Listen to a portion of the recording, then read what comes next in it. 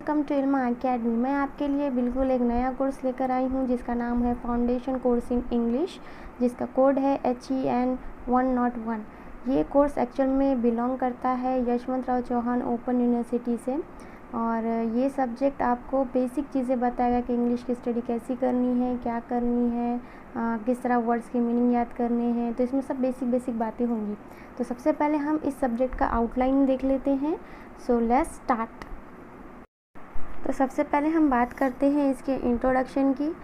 तो the foundation course in English actual में design किया गया है BA फर्स्ट ईयर के स्टूडेंट्स के लिए, क्योंकि देखिए इंग्लिश लैंग्वेज को आपको अच्छी तरह से सीखने के लिए आपका बेसिक पक्का होना ज़रूरी है, और इसी चीज़ को इस कोर्स में बार बार बताया गया है कि आपको किस तरह एक इंग्लिश लैंग्वेज को किस तरह आप कमांड हासिल कर सकते हैं।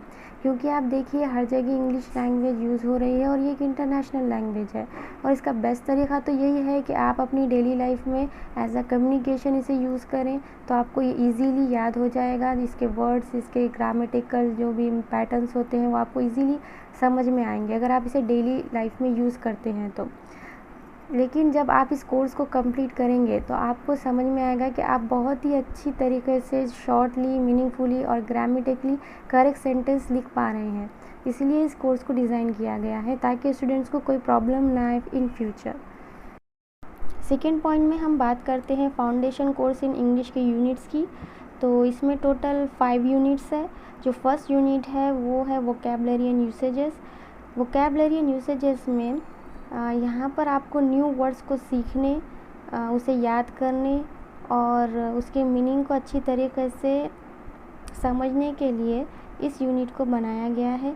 इसमें आपको नए वर्ड्स सीखने मिलेंगे, डिक्शनरी का यूज़ कैसा करना है उस बारे में पता चलेगा, और साथ ही साथ कैसे इन न्यू वर्ड्स को अपनी डेली लाइफ में यूज़ करना है इस बारे में यूनिट फर्स्ट आपको बताएगा। जबकि यूनिट सेकंड जो है वो पूरा ग्रामेटिकली बेस्ड है।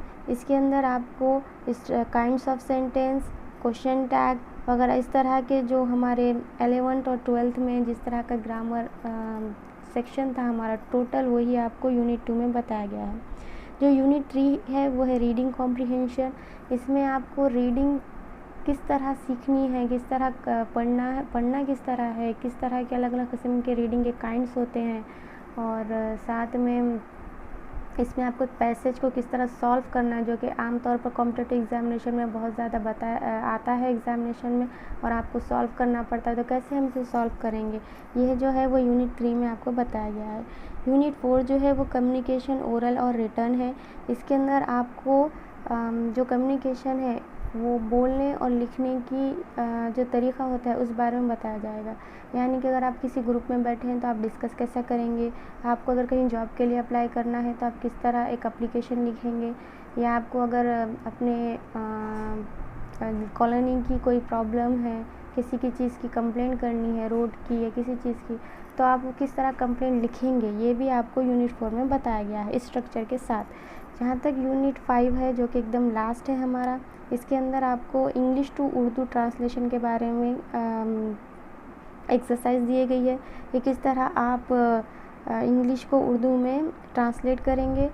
और एक और चीज़ इसमें मैं बता देना चाहती हूँ कि इसमें आपकी जो बुक है इसमें आपको मराठी बोलकर लिखा हुआ है, यानी कि जो उर्दू मीडियम के बच्चे हैं वो इंग्लिश टू उर्दू करेंगे, और जो मराठी मीडियम के स्टूडेंट्स हैं वो इंग्लिश टू मराठी करेंगे।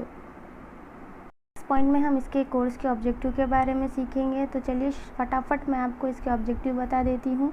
तो सबसे पहला है वोकैबुलरी। इसमें आपको न्यू वर्ड सीखने मिलेंगे, उसे डेली लाइफ में यूज़ करने का तरीका भी समझ में आएगा। साथ ही साथ इसमें ग्रामेटिकल स्ट्रक्चर भी आपको पता चलेगा, जैसे कि अलग अलग किस्म के पैटर्न होते हैं सेंटेंस के, सिंपल सेंटेंस, कंपाउंड सेंटेंस, तो इसका स्ट्रक्चर कैसा है, इसमें एक सेंटेंस में क्या क्या चीज़ें होती हैं जो कि आपको कम्युनिकेट करने के लिए ज़रूरी होती हैं, ये चीज़ आपको इस कोर्स में पता चलेगी।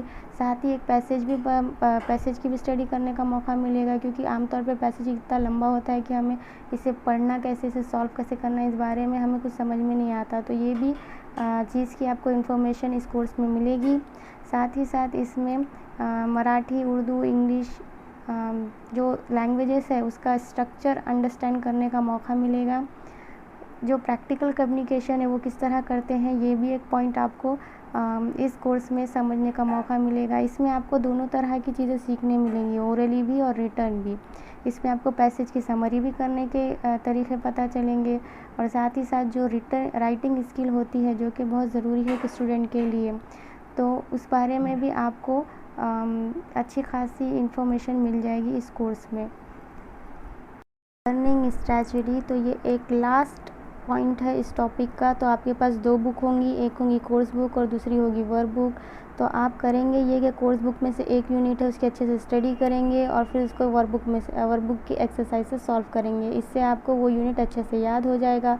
वोकैबुलरी बढ़ाने का बेस्ट तरीका यही है कि जो भी पैसेजेस या जो भी पैराग्राफ आप कोर्स बुक में से पढ़ें उसे डिक्शनरी में चेक कर लें, और जो भी वर्ड्स आपको नहीं आ रहे हैं उसे एक अलग से नोटबुक में लिख लें।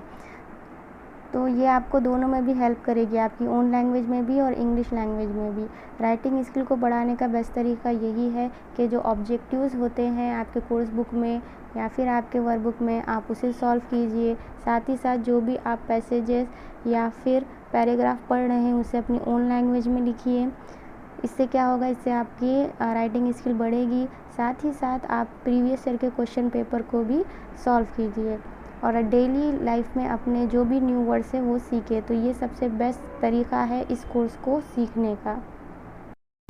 अगर आपको मेरे वीडियोस अच्छे लगते हैं तो प्लीज़ इसे लाइक और कमेंट कीजिए, मेरे चैनल को सब्सक्राइब कीजिए, और साथ ही साथ मेरे वीडियोस को अपने फ्रेंड्स में शेयर कीजिए, because more we share more we have. और लास्ट में बेल आइकॉन प्रेस करना ना भूलें। Thank you.